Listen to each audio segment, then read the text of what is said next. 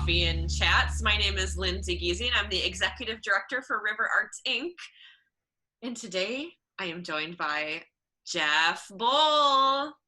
Again, cheers. Deeply humbled and honored. Thank you so much. I paused there because I was looking at my wonderful John Joseph coffee mug. Yes. And feeling so excited about my coffee today. And I officially do have John Joseph coffee in here as well. So I made sure this morning to make my French press cup just for this moment. Well, and then I'm repping my dad's milk co-op that he started called Scenic Central Milk Producers. So that is a nice mug. I'm trying to make a statement with my coffee this morning with you, like you always do. I love it. You've got all things covered. Carefully cultivated. I got my Jaguar stuff, my replica state trophy. It's okay. All right. We're off to a great start this morning. So Jeff Boll and I are proud 2003 Stockberry grads. Yes. Thank you for letting me fill the class of 2003 quota, because you had so many class of 2004 members. And in my head, my first thought was, I'm like, it's just because Lindy, you wouldn't want to edit out all the profanity. So I quickly vaulted above her. And I'm assuming Michael Davidson said no. And somewhere it must have been, in the top 20 or so. There is a long list of people I need to chat with. But of course you're at the top, Jeff. I'm deeply humbled. I've loved these so far. So when you asked, I was like, oh my gosh, I can't wait. Well, thank you. And let's tell our audience more about why I wanted to chat with you. I have no idea. We'll find out soon. Can you please tell us a little bit about your background and history here in yeah. So just like you said, proud class of 2003 graduate. I'll just remind Tawana German that I was never in show choir, sadly, just to get that out there for the 8th time, so I don't get called to sing happy birthday in front of everyone that I'm woefully underqualified for.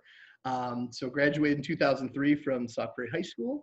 I went to UW Whitewater for broadcast journalism is my major, with minors in coaching and marketing. And now it's almost to the day 6 years ago, I moved back in August of 2014 and have continued to practice being an investment advisor through Modern Woodman of America and an insurance agent at Schwartz Insurance.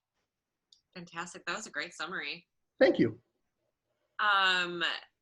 Broadcast journalism. So you should be doing this interview, not me. You should be doing these chats. I often like to joke where it's there's so few opportunities where I'm like, oh, I've actually used my major for something that I knew, graduating right near 2008, it was December 2007, there just wasn't jobs that paid anything in that field. So I remember, having that real clear thought in my head that you're really not going to be able to go and practice this for a career, most likely.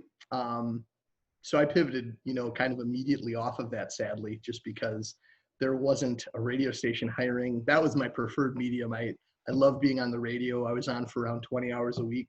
I lasted about a year and a half, and I just loved it. And it sadly wasn't a realistic career choice at the time. It's never too late, Jeff. You can do both now.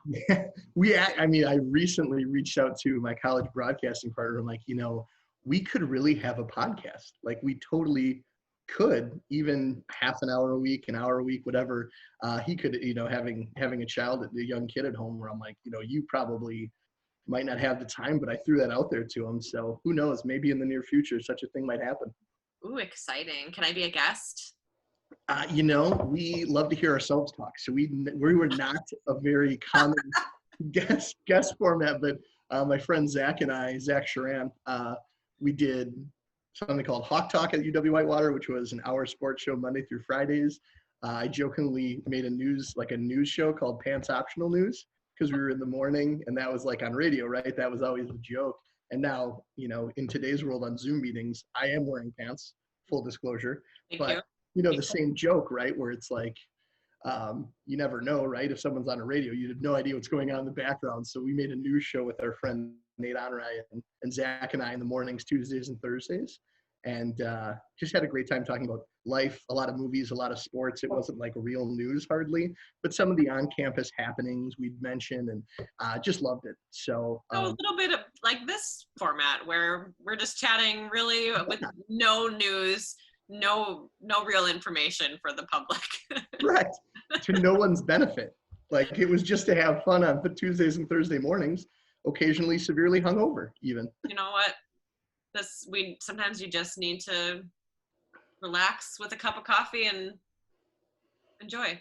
Yes. I have a lot of questions for you. I'm going to try not to get sidetracked with my own chit chat here. I'm going to try to sidetrack everything because I'm scared to answer them. Uh-oh. No, these are good. The first, I'll be kind. I know that you are on a lot of different boards around Sauk Prairie. Can you please, I guess, list some of them, both former and present, and maybe why you are a part of those organizations? Sure. Starting with, you are a new board member to River Yes. Arts Inc. Yeah, and that opened up for me because your meeting time being after Optimist Club meetings, Optimist Club switching to a Zoom format, meeting half as often, that actually opened up that time for me where I was really excited to join. Because yeah, I do serve on a lot of things I care about. I like to be kind of a part of the decision making, and if I can offer some form of guidance for those things, I really do try to. So I recently stepped off of the Sauk Prairie Area Food Pantry board because I'm on the Village of Sauk City now, and they meet at the same times. So that was kind of a one-for-one swap. I serve, there's not like a title, but I've been on the Relay for Life committee here in Sauk Prairie since August of 2015. Kind of like I came to the event in 2014 and then kind of immediately jumped on board. I have been part of the Optimist Club. I served as president a couple years ago and have been a part of that ever since moving back. Um, we both served on the Sauk County Young Professionals kind of board together. I hope I'm not forgetting anything, but those Well, are some lots of of them. great stuff, and you don't just serve on the boards. I know you're very active when you're a part of an organization, which is fantastic. So like with 6-8, like I saw the things that you were posting and the things that you were Oh, doing for the that 6-8 board. organization. That's a bad one to miss. And then one of my favorite things I discovered from attending Optimist meeting in the past when I have been a speaker is that there's like a sticker thing, like a sticker appreciation thing at Oh, high school yeah. that you did, which I love, and I know that the Optimists do it every year, but I just thought We like that's try. a good idea. Can you describe Yeah. that? So we were kind of figuring out how to do like a student appreciation, and during normal times, I kind of came in at a time they were discussing it. So I was like, gosh, I love this idea of welcoming kids with a smiley face sticker is what they kind of came up with. So our, school district was super responsive to it. And they've been great about it. So we would once a year, typically in like early May, we'd hit all the schools, and we'd have at least two people. So the smaller schools, you have pretty good coverage at like a Tower Rock, as you're really familiar with, where like I would be by the buses and then the other person would be at the other entrance. So we'd cover all the students, but we give them a smiley face sticker and just welcome them to have a great day. And I love doing it. And obviously during these times, we really can't. I was hoping we'd do it like every month, but that was shot down pretty quickly. But yeah, once a year we did Student Appreciation Day, and it's amazing. I think people are intimidated where it's like, well, high schoolers aren't going to like that, or right? And it's like they're super happy to get such a thing even. And I think people forget that high school students are people too, right? Where it's like I'd love someone telling me to have a great day. Like that Yeah, was for me. sure. So you grew up here in Sauk Prairie, moved Yep. away, moved back. Was that always part of your plan to move back here? You know, like and to be truthful, like I didn't have much of a plan when I first graduated college. It was like find a job, whatever that may be, because again, really tough times.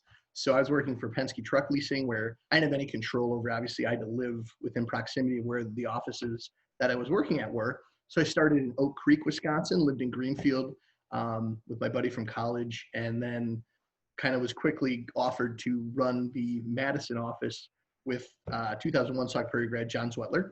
So kind of started working with him in that July, and that kind of moved me back close at least, where I was living in Madison. And then I worked for a company called C.H. Robinson Worldwide in logistics for about 3 years living in Sun Prairie and the Sun Prairie area. And I liked every place I lived, really. But really, when I started looking for homes and thinking about, where I kind of wanted to settle down, our office for Modern Woodman was already in Prairie du Sac. So that was kind of an easy transition. Like, I would have a workspace immediately and be able to go to the office whenever I wanted. So that really made it easy to want to come back. And I was so really excited to jump back in, and so much changed. Some stayed the same, and it was like really comfortable day one. It just felt great, and it always has since. What do you love most about Sauk Prairie?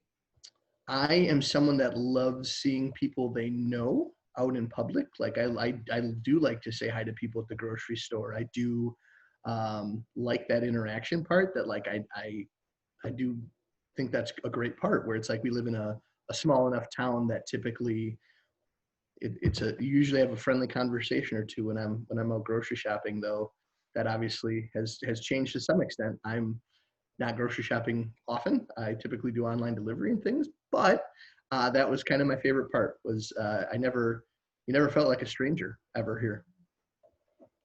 You'll be back able to do that again. Yes. Hopefully before we know it. Yeah.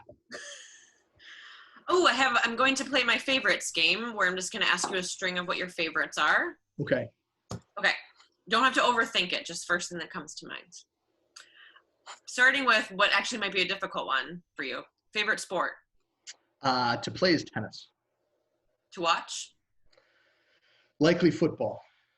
Okay.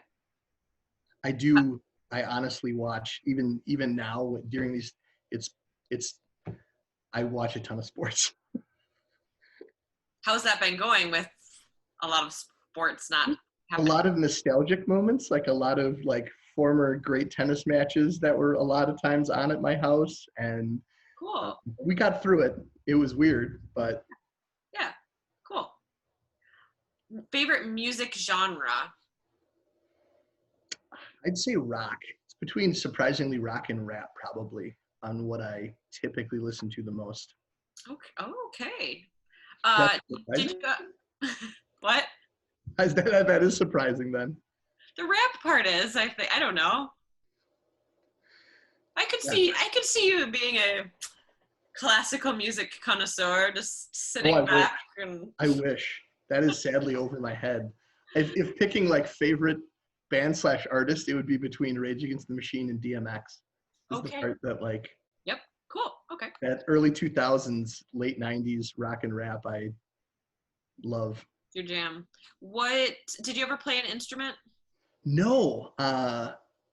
Besides when we were forced to play the clarinet, we kind of, like, as nobody in our family, in my immediate family, is musical. We have some extended family that are in a polka band, but we never. My sister played piano, not a ton. We had a piano in the house. I can play Happy Birthday, and that's about it. So as much, we kind of had that conversation that band was kind of expensive when we were in middle school too, and the odds of me being good or sticking with it were pretty low probably. So as a family, it was kind of like, nah, that's probably not for you. I didn't play an instrument either. Yeah, your voice is the greatest instrument of all. Favorite musical? Can you name a musical? Oh yeah, yes I can. So I actually own Fiddler on the Roof, West Side Story. I would say Book of Mormon. I enjoyed that so much. I love South Park. I love the writing. I've said for years that, I think people get caught up on, like, yes, the characters are fourth graders, but their view of the world, I've always loved the writing in that show. And for them to have a musical like that, I felt really guilty for the people next to me that I didn't think realized who wrote it and what it was like. Because right off the bat, kind of seeing the gasp where I'm like, oh no, that poor lady doesn't know what she's getting into. And they didn't leave though. They didn't leave. So I'm like, well, hopefully they got something out of it. But yeah, the Book of Mormon is fantastic. Yeah, I love that one too. Favorite ice cream flavor? I would say chocolate chip cookie dough. Good one. Or, we should say favorite custard flavor is how we should You're right. shape that question. You are so right. I apologize. Is your custard flavor the same? Crazy for cookie dough or cookie dough craving. Either one, you can't go wrong, obviously. No, yeah, it's wonderful. I said ice cream because I was actually we talked about this not too long ago. I was thinking about the ice cream shop at the Merrimack Ferry. Adam Scoops Gallus. Mm-hmm. So that's where I was. I know that you've been there before. It's a staple in our town. Absolutely. Favorite place to travel, and if you could go anywhere, where would you go right now? So I have a shortened list to see the Australian Open. So even kicked around seeing it, what would have been this year before, the dumpster fire erupted, that is 2020. So that will be the shortened list to visit Australia. I enjoy new places. I loved like recently, I loved Boston. There's this crazy sense of so much history right in the downtown area that is like a living history where it's like, hey, John Hancock and Sam Adams are buried there, but across the road's Dunkin' Donuts and you're part of like the thriving city, yet again, like surrounded by these historical places. I loved Austin, Texas, New Orleans. Yeah, I guess that's the short list of places I've just loved to visit, but I love travel in general. Favorite childhood board game? Oof, that's a great question. The Boll family loved their board games. I would say Scattergories. I love that to this day. I Me always too. love Did you Scattergories. have the junior version and the adult version? We did. Yeah. But we quickly realized, like, even when I was a kid, like the junior version was really simple, where it's like, I'd rather take a chance on the adult version where it's like, that might be way over my head, but versus like, what's your favorite color? And, like the 6 questions on the juniors category is like, no. You're beyond that. Yeah, apparently. All right, we're gonna shift into some serious talk here, Jeff. Are you ready? I think so. Can you explain a little? You did this beautifully for me the other day, but can you explain a little bit the connection about Modern Woodman and Schwartz and your position? Sure. Those groups. So in the world of investments, you need to have what's referred to as a broker-dealer. So that is kind of how you transact securities business. So that has been at Modern Woodman, and I'm also what's referred to as a district agent. So I still run our local fraternal chapter, can still be involved with Modern Woodman, servicing all the clients and all those things. And then started at Schwartz Insurance 3 years ago in June to kind of be also an insurance agent over there and kind of open up the offerings that I can do as an insurance agent. Yeah, great. How is your world right now with COVID? Like, how has anything changed? Yeah, absolutely. Completely, but just been shockingly good. I've worked from home before, so I already kind of had my routine and was really familiar with that. So that wasn't even a big change. Plus, everything's accessible to me at home. I have my laptop that I've conducted business on for years, and I was really comfortable with that. I really did I like working from home. I don't mind it. I do like going into the office too. There's pluses and minuses there. So that part I was never really down. I obviously miss people, but I have been really good during this time. It's been strange business-wise, right? Because I love to meet with people, and that's really been off the table for a while. So figuring out Zoom meetings, what you can do, but yeah, I've been really good. Are there any trade secrets or information that you can share publicly? Like, I guess, advice for either on the insurance end of things or the investment end of things, like for people right now to consider? Yeah, the one thing I think people tend to, especially on the insurance side, they kind of just might have like a binder of stuff that just sits in a dark corner, or something that they've had for a long time. It's never a bad idea just to dust it off and get it reviewed. because a lot of things change in that world. I mean, investment, the world changes every day, Monday through Friday, truthfully. Yeah. So that one, you're always hitting moving target. But even in the world of insurance, something that may have fit your life 20 years ago may not fit your life now. And it's just a reminder to not just put those in the safe, let them collect dust and not really understand what you have. And again, if it's the best thing for you at this time. So that's the thing, it's just making sure you at least conceptually have it wrapped around your head, but it's never a bad idea to again, bring that in for review every few Are years. you seeing new things with insurance coverage because of COVID? Or Yeah, so full disclosure, I'm not in the world of property and casualty, which I think has really changed during this time, right? Event insurance, and again, as a business where it's like, I've had to close, does that, I'm really not familiar in that world. I work with life, health, disability, and long-term care. So those are the ones, a lot of life insurance places really dialed back how much risk they accept. So people that may have existing things like asthma, right, aren't going to be viewed in as a positive light as they would have pre-COVID. Some of those existing conditions have become a little scarier, and a lot of places aren't going to issue business that goes below what's known as like a table 4 rating or a table D rating. Or some of them have limited the amount of issuances at a really positive rating, like preferred plus or the best they offer. So some of those subtle changes you've seen behind the scenes, kind of how they issue business is also sometimes changed. The disclosure to say like, I don't have COVID-19, I haven't had it, has been kind of standard operating procedure all of a sudden. So yeah, a lot of changes. what should people, like, people can just reach out to you if they really want the inside scoop? They should call you.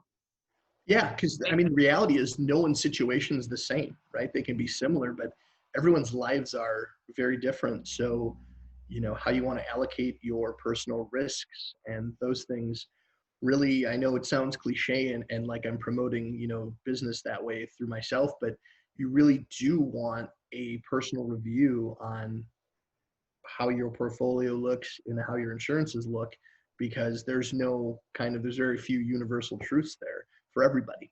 Right. And to figure out, like, I always wonder, I'm like, what am I really covered for? Like, Exactly. know the And how specifics. work benefits work with, so some of those things like, what am I covered through work? What am I covered through outside of work? If I leave my employer, what happens? All those things are baked into it. Yeah. Wonderful.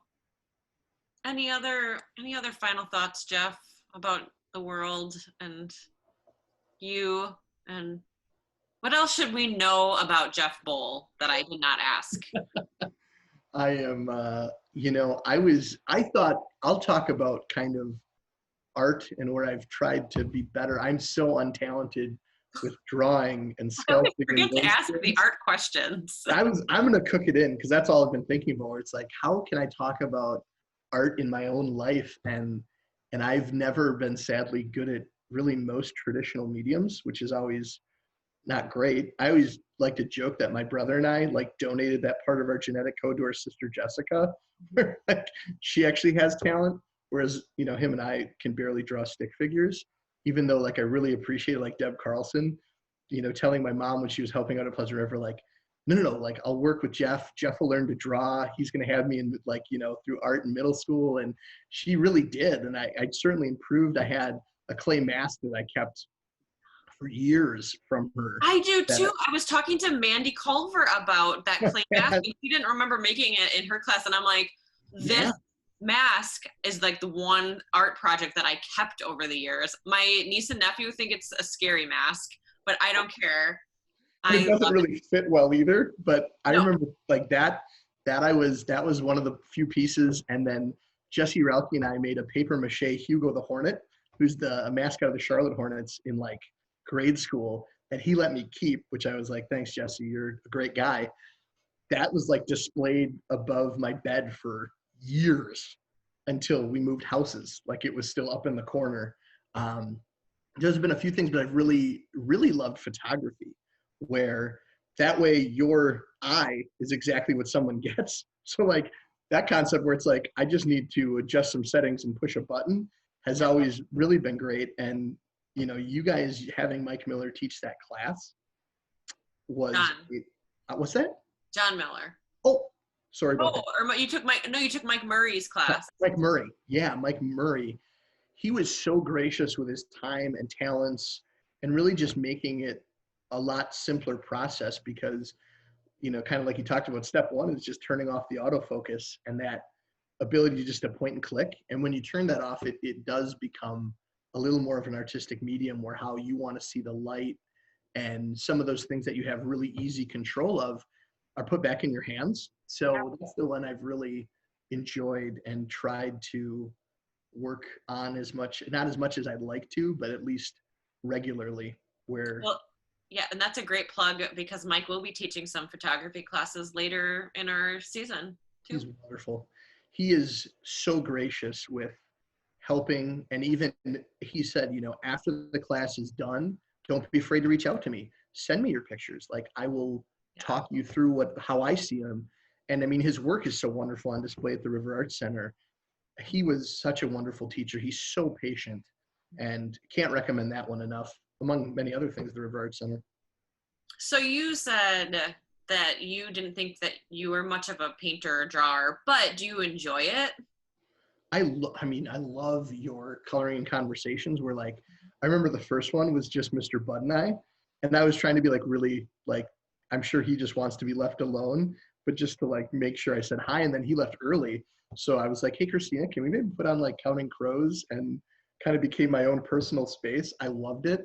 And I don't want to discourage people to talk to me during the coloring conversations time, but I really do enjoy just having a cup of coffee, just coloring in the lines that are already done for me. That's about the extent of my abilities too. I love that. Well, and that's what I try to stress and remind myself of, is creating art is not always about what the final product is that you create. It's the experience of being creative and like allowing like your mind to go there and just whether that's just drawing or making a clay mask or whatever you're making. You made clocks, I think, with us, or you made a sign. You did a sign project. Doesn't always matter. Not that you intentionally want it to be bad, but the final result's not the most important. Funny story about how bad I really am. My friend's wife had a paint night for her birthday, and he brought a couple of his friends along. And mine was so bad at the end, he apologized for having me go to it.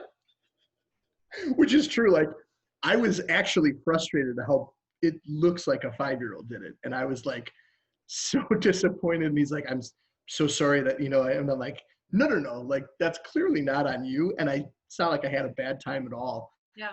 This from being like, that's right, you can't draw like at all. That's awesome. Do you still have that? And do you still have the mask? And like, do you have photos? You'll never see that paint night drawing. It does exist. That's not something I'm going to go run in and grab to show to people. That is hidden in my closet. I think we need a picture. We need a picture of your mask, though. That I don't have anymore. I don't know. When we moved from Boll Manor on Grand Avenue, I don't know where that ended up. Make another one. Done. Without Deb's careful consideration and teaching, I don't know if I can. I don't have a kiln laying around either, sadly. Okay. I'll hook you up. Just pivoting away from having to do one because I'm terrified how bad it is. Lots of excuses. Oh, exactly. Thank you so much, Jeff. Has it been a half an hour already? Yes. You're kidding. I know. Wow. Time flies when you're having fun. True story. And learning all sorts of random information about another person. Yeah. I feel like we learned a lot today. I appreciate you chatting with me and enjoying some John Joseph coffee. Yes. Thank you so much. This has been a blast. Until we can meet again in person, this has been super enjoyable. So yes. All right. Thank you. Thanks, Jeff. We will talk to you soon.